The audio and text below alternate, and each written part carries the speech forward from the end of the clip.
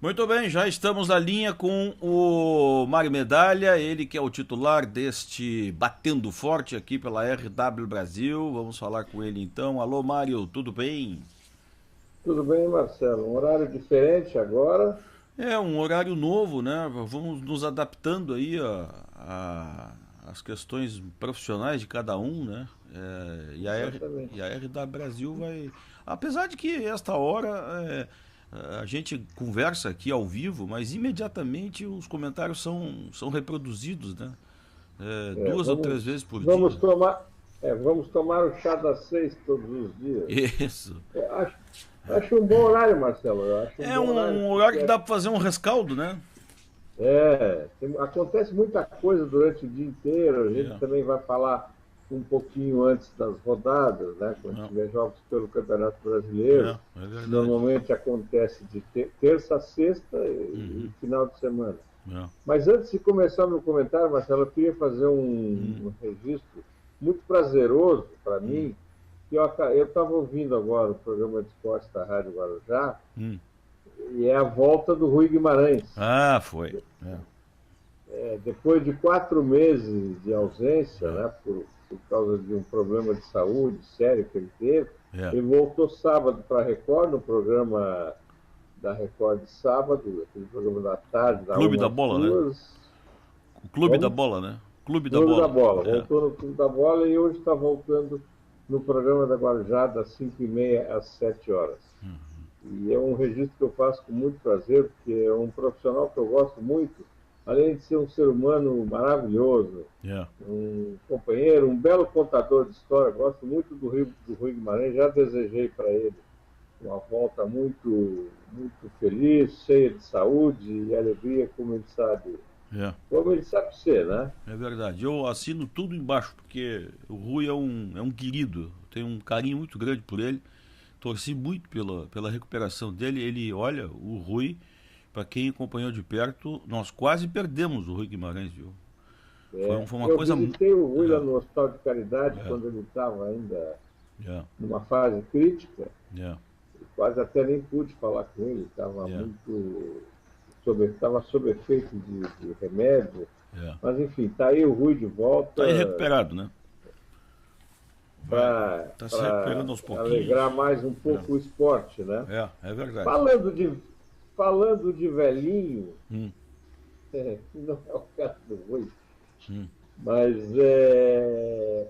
eu queria comentar contigo, coisas que eu já falei, inclusive, contigo, com os ouvintes, hum, sobre essa loucura do Campeonato Brasileiro está fazendo, continua fazendo estrago, né? uhum, Os principais clubes nossos, Marcelo, que têm jogadores mais, digamos assim, idade mais avançada, quase quarentões, está preservando só dois.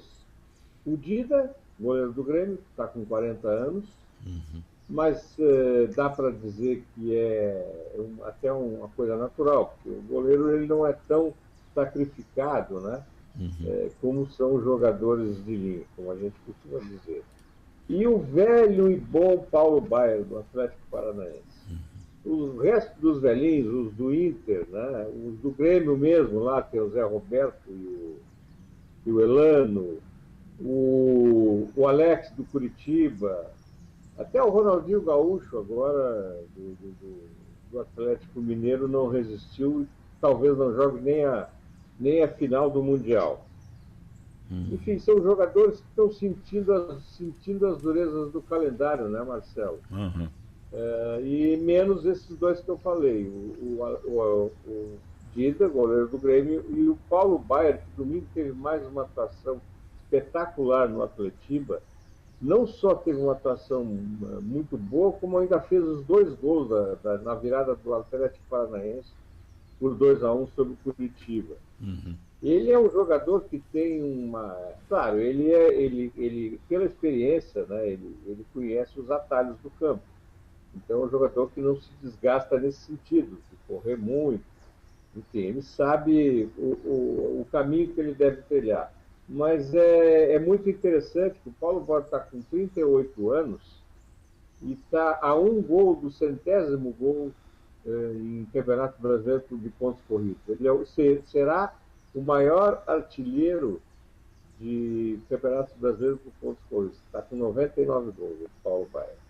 Você vê, hein? Agora vou te citar mais dois aqui que eu lembrei, né, que também estão sofrendo com as agruras do calendário, que é o Juninho do Vasco e o Sidorf do Botafogo, que começou esfuziante, não é? Deixando a torcida entusiasmada, mas agora tem ficado fora de alguns jogos, tem sido poupado e já não tem o mesmo rendimento do começo do campeonato.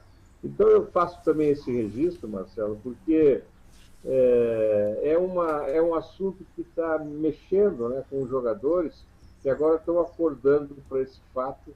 E o primeiro efeito, por exemplo, em termos de calendário, a gente já tem aqui em Santa Catarina.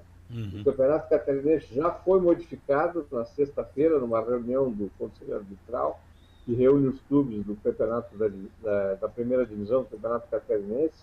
O campeonato já foi modificado, ele vai ser diferente, começa mais tarde, começará no final de janeiro, com uma fórmula de um turno só, na base de todos contra todos, com uma semifinal e final. É um campeonato mais curto e grosso, né? Mais quente, né? Exatamente. Tem muita gente criticando, Marcelo, porque esse turno único vai eliminar um dos 5 grandes, como a gente fala, né? Entre Chapecoense, Criciúma, Vasco, Avaí, Figueirense e o Joinville, obrigatoriamente um vai ficar de fora, né? Porque são 4 semifinalistas, então vai sobrar um. Mas não tem jeito, é uma forma que os clubes encontraram de amenizar um pouco essa situação que é tão debatida atualmente. Eu acho até que foi uma boa medida, a não ser que depois do campeonato venha nos provar o contrário. Mas a forma foi enxugada. Eu vou batizar aqui a fórmula. É a Fórmula Odorico Paraguaçu. Vamos deixar os entretanto e vamos logo nos finalmente, né? Exatamente. Assim, eles fizeram, inclusive, como são 9 jogos, então eles premiaram os melhores classificados do ano passado, que vão jogar 5 partidas em casa e 4 fora. Então, também encontraram esse jeito aí de premiar, digamos assim, o melhor desempenho. E na disputa do campeonato, Marcelo, aconteceram 2 fatos muito desagradáveis na rodada de sábado e domingo. A primeira delas, no próprio clássico Curitiba Atlético, a torcida, aquela velha encrenca de torcida organizada. Alguns membros das torcidas organizadas do Atlético Paranaense se engalfinharam nas arquibancadas, provocando um atraso para o início do jogo de 12 minutos, né, além dos 15 de intervalo regulamentar. Estranho muito que o árbitro desse jogo, o Sandro Meirahit, que aliás teve um trabalho muito contestado, ele não tenha registrado em súmula a briga das torcidas. Registrou apenas a queda de um pedaço do alambrado, mas não chegou a registrar a briga de torcida. O alambrado deve ter caído sozinho, né? Pois é. Bateu um vento e caiu o alambrado. Aliás, Marcelo, isso é um problema muito, muito frequente no preenchimento, nas súmulas dos árbitros. Ou eles cometem erros terríveis, até de português, e fazem coisas como fez o Sandro Meirahit, de esquecer, ou sei lá, eu acho impossível que ele tenha esquecido, pois se for motivo, além da queda do alambrado, a briga de torcida que provocou a intervenção da Polícia Militar, até de forma meio violenta, que houve tiro de aquelas balas de borracha, né? Sim. Eu acho até, Marcelo, a propósito, eu quero fazer mais um comentário em cima disso. Está na hora da Polícia Militar se reciclar em termos de tumulto em estádio. Porque a ação da Polícia Militar, o que a gente observa, Marcelo, é que ela é ampla, geral e restrita. Ou seja, tem que levar em conta que ali tem criança, tem mulheres, tem famílias que estão ali para assistir o jogo. E aí eles distribuem bordoada, borrachada, agora estão dando tiro com bala de borracha.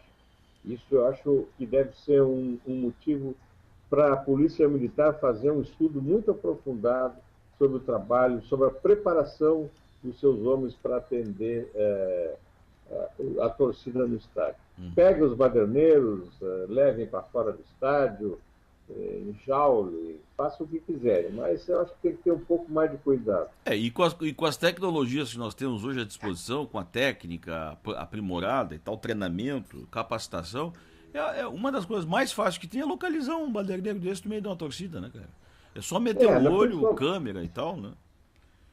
Principalmente nesses estádios mais modernos, essas chamadas arenas, as câmeras estão ali exatamente para auxiliar nesse trabalho. Claro. Mas o outro fato lamentável, Marcelo, aconteceu num estádio chamado Frasqueirão, lá em Natal, no Rio Grande do Norte, onde jogou o ABC,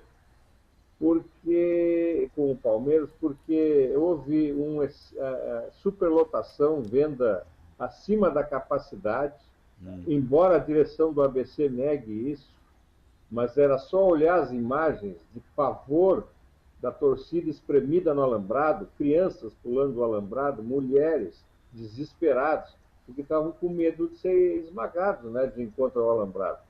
E foi eu vi as imagens, foi uma situação muito perigosa e eu acho até, Marcelo, que nos dois casos haverá perda de mando de campo. Tanto no caso do ABC como no caso do Atlético Paranaense.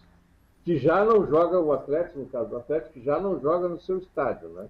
Porque a arena do Atlético está em reforma para a Copa do Mundo. Então, o Atlético tem jogado na Vila Capanema, que é o estádio do Paraná. E o que é pior, não, Medalha, nas entrevistas dadas pelo presidente do ABC, depois do jogo, que ganhou do Palmeiras, né? Ele deu entrevistas debochadamente, né? Que tinha vendido os ingressos certos, que o problema foi da guarnição da polícia, que não foi suficiente, e que está tudo bem. Acompanhou a lamentável entrevista do treinador do ABC, o Roberto Fernandes, que disse que o clube não podia ser punido pelo incidente. Vão punir quem? A torcida? Quem será, né? Pois é.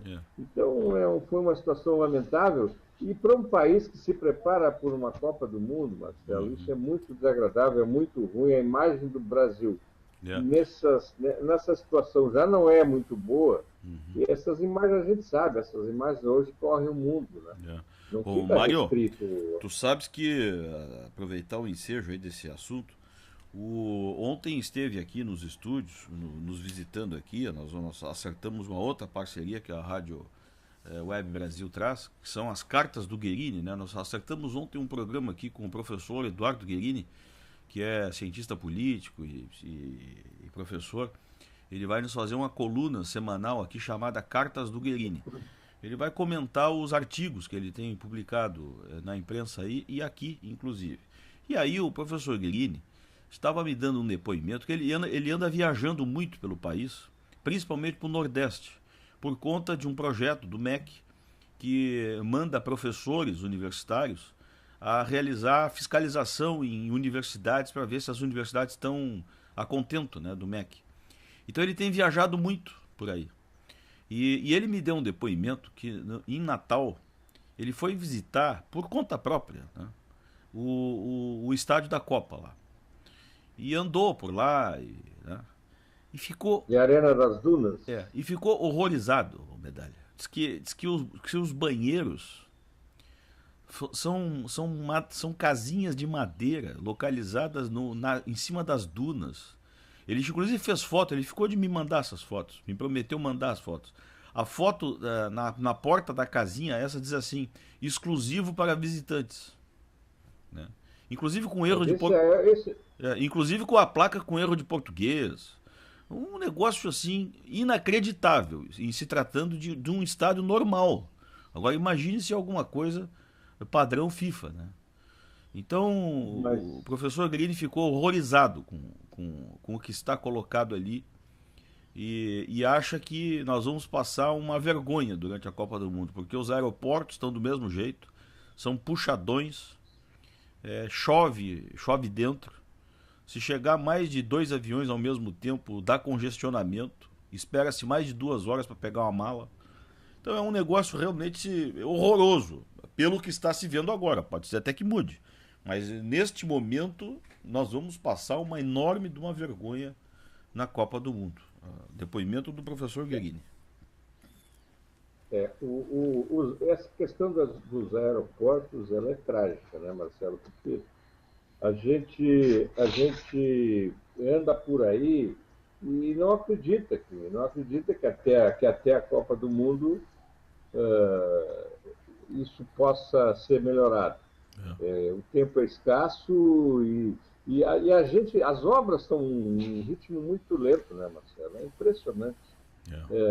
Aqui que não é uma cidade de Copa do Mundo, mas que já sofre com esse problema, até por um dia de jogos do Havaí, aquilo lá é um inferno, os moradores passam um trabalho danado. Aqui mesmo, essa obra que está sendo feita pela, acho que é a Sul Catarinense, não sei qual é a empreiteira, é uma empreiteira que faz tudo que é obra aí, né? Ganha todas as concorrências, é uma coisa meio estranha isso, mas enfim. Aquilo lá os caras estão cortando mato com facão. Ali tu sabe que ali, então eles alegam que é uma situação muito. Tu sabes que ele estava me comentando em Recife, por exemplo, ele passou em Recife também. Ele foi visitar passou pela estrada que leva ao estádio, diz que fica a 35 quilômetros da capital. E diz que a alimentação tanto vamos dizer assim, dos ricos como dos remediados e pobres, eles têm lá o que eles chamam de poeirão. Sabe o que é o poeirão, Medalha? É o nosso frango assado aqui. Só que o nosso frango assado aqui, ele é feito naquelas televisão de cachorro que a gente chama, né? Naquele armário fechado com vidro, né? E lá eles fazem aquele frango assado ao ar livre, numa churrasqueira, um tipo de uma grelha, né? E é feito na beira da estrada aquilo. E a estrada não é asfaltada, é de chão batido. Então passam os carros para lá e para cá, ônibus, caminhão, e levantam aquela poeira, né, cara? E ali aquele frango sendo feito ali, né? E eles vendem a R$7 um prato com meio frango, uma porção de arroz e uma salada. E aquilo todo mundo come. E diz que aquilo vai ser servido durante a Copa do Mundo. O chamado poeirão. Eles mesmos chamam de poeirão. Então tu vê que vergonha que nós vamos passar se não a coisa não for mudada, né? É um negócio. Esse é outro problema que nós temos nos Estados, a questão da alimentação, né? E a gente... eu conheci alguns estados na Europa, Marcelo, e fico assim, vejo a distância é abissal. Entendeu? Assim, mesmo nessas arenas que nós temos hoje, essas novas, só para dar um exemplo, eu fui no estádio do Porto, lá tem restaurantes com uma visão panorâmica, todo envidraçado, tem bares e lanchonetes para você comer o que você quiser, Marcelo. Desde um simples sanduíche até uma refeição um pouquinho mais sofisticada, mais alentada, café expresso, enfim, a diferença é abissal. Eu lamento, mas eu também sou um daqueles céticos juramentados que não acredito que a gente vai ter condições próximas do ideal para sediar uma Copa do Mundo. E depois uma Olimpíada, que é pior ainda. Agora, Marcelo, eu queria comentar com os ouvintes agora também, essa rodada da Série B nesse final de semana, ela foi muito interessante para um dos clubes da capital, né, o Havaí, que conseguiu um resultado excelente no Paraná, ganhou lá do Paraná por 1-0, e com isso ficou colado no G4, está com 44 pontos, um ponto só atrás do próprio Paraná, que tem 45. O Sport 46, a Chapecoense 52, que ganhou no clássico lá do Joinville e Chapecó com uma ajudazinha do árbitro, um pênalti meio mandrake. E o Palmeiras, que é o líder frouxo, com 59 pontos. O pior resultado foi do Figueirense, que empatou em casa com o fraquíssimo Atlético Goianiense, que é um dos que está na rabeira da tabela, e deixou a situação um pouquinho difícil para o time, porque ficou com 39 pontos e ainda tem chance, mas acho complicado, inclusive contrariando meus prognósticos. Eu achei que o Figueirense tinha mais condições do que o Avaí, mas o futebol é assim mesmo, a gente aposta numa coisa e nem sempre a aposta da gente é confirmada. Já na chave A, o Cruzeiro está com a mão na taça, com 59 pontos. O teu Grêmio está com 48 em segundo, fez uma jornada heróica contra o Botafogo, né? Ganhou do Botafogo com 10 jogadores. O Grêmio ficou com 10 jogadores desde o final do primeiro tempo. Uma irresponsabilidade. Do jeito que o Grêmio gosta, né? O Grêmio é chegado nessas aventuras assim, né? É. Aí o Atlético Paranaense está em terceiro com 44, o Botafogo já está em quarto com 43, está perdendo o terreno no grupo dos quatro. E o Inter, de técnico novo, ganhou de 1-0 com as calças na mão, jogando um futebolzinho bem limitado contra o Fluminense, que jogou praticamente com o time reserva. A propósito, depois, isso foi com a saída do Dunga, né? O primeiro jogo com a saída do Dunga. E eu quero fazer aqui até, Marcelo, uma crítica aos nossos coleguinhas lá de Porto Alegre, viu? Porque é impressionante a falta de postura crítica e a falta de sensibilidade para entender o momento que atravessa o Internacional, porque eles começaram a falar no que a direção do Inter quer o Celso Roth. Eles simplesmente endossam o que diz a diretoria. Eu não vi nenhuma crítica a isso. Por que eu estou dizendo isso, Marcelo? Não é só para contestar a opinião, não.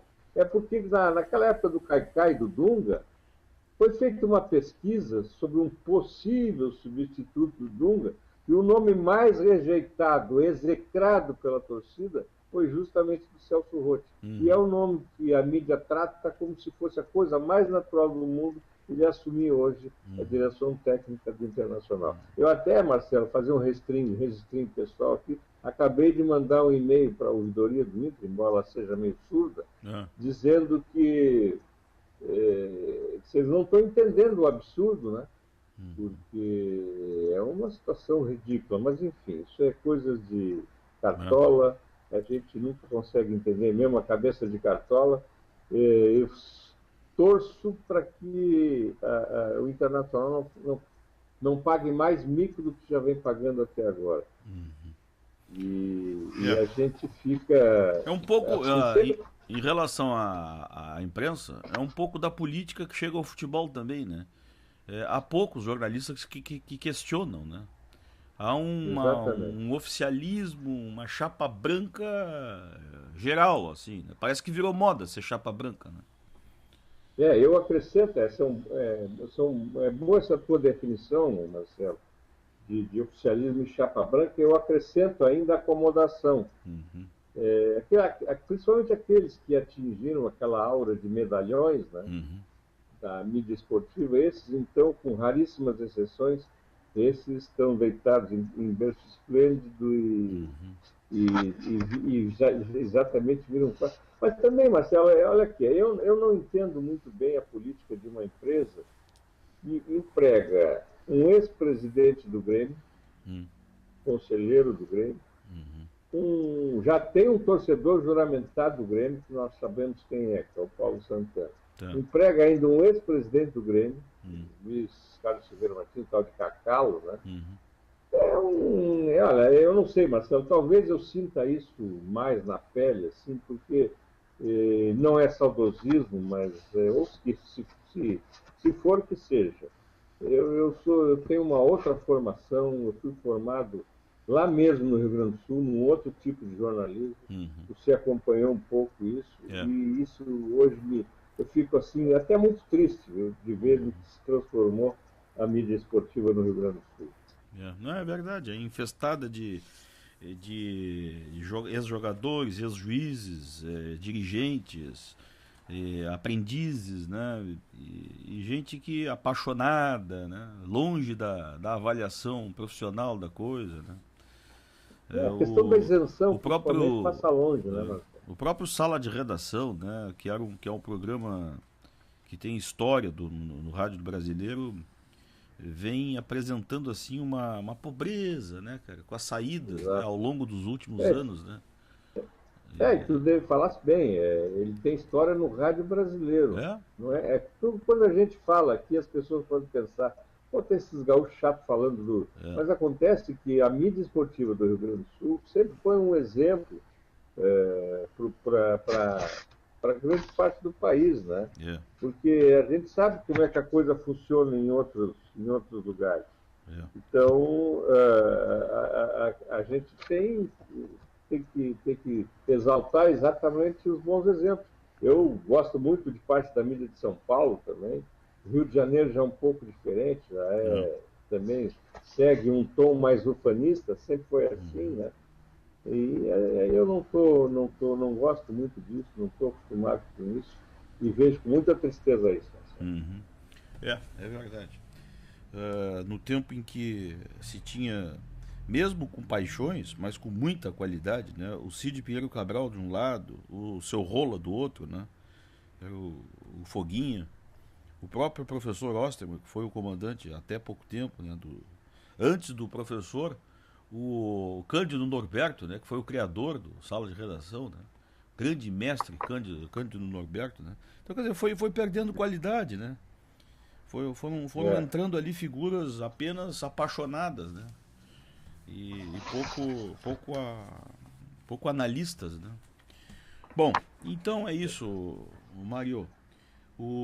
Tu achas então que. Vem cá, mas tu acabou não dizendo o que tu achas do momento do Inter, mesmo com esta Não, situação provisória, hein? Porque eu tenho eu, lido aqui e ali também que há pessoas que defendem a permanência, né, do Klemer, né? sim, a voz geral, até entre a torcida hoje, é exatamente essa. O que a ojeriza e é mais motivo até para gozação para o pessoal do Grêmio, em cima da torcida do Internacional, é essa possibilidade da volta de Celso Roth. Que a própria torcida do Grêmio não quer nem ouvir falar dele. É. E o curioso e até meio engraçado é que o Celso Roth mora a uma quadra do Beira-Rio. Ele é vizinho, é só atravessar a rua.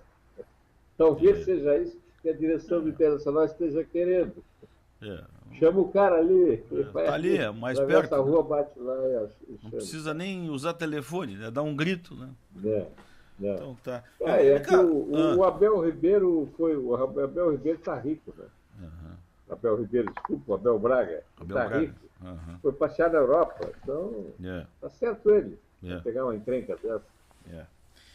O Medalha, só pra gente terminar falando da dupla daqui, tu falou já rapidamente, mas o que te parece, depois de uma rodada aí, quase já amanhã, início de outra, reacendeu alguma esperança? O que tu acha? Não, foi o que eu disse. Eu me enganei com o Figueirense, acho que me enganei com o Figueirense. Né? Eu achei que o Figueirense tinha mais chance do que o Avaí de chegar ao G4. Mas o Avaí é que está ali colado no G4, um ponto atrás só do Atlético Paranaense, que é o quarto colocado, de quem ele ganhou por 1-0 no sábado. Então. E o Figueirense deixou passar, né? Deixou passar de fazer 3 pontos, né?